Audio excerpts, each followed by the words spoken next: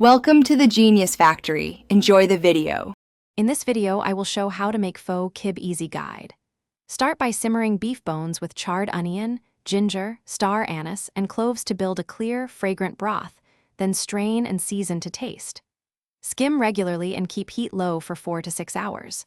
Cook rice noodles separately, prepare thinly sliced meat, and plate with fresh herbs, lime, bean sprouts, and sliced chilies for balanced flavor.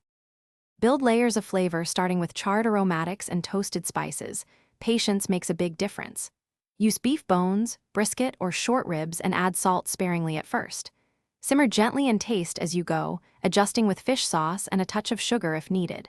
Prepare garnishes like Thai basil, cilantro, lime wedges, bean sprouts, and thinly sliced onions to finish each bowl with brightness. Slice meats thinly against the grain for tender bites. If you're finding this helpful, please subscribe and like to support the channel.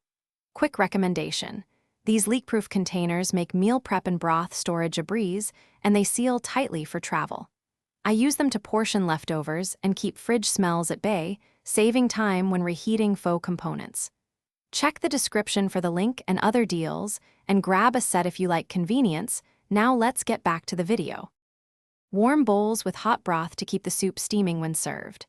Briefly dunk raw sliced beef in the boiling broth to cook to desired doneness, then layer noodles and meat, pour over strained broth, and top with herbs.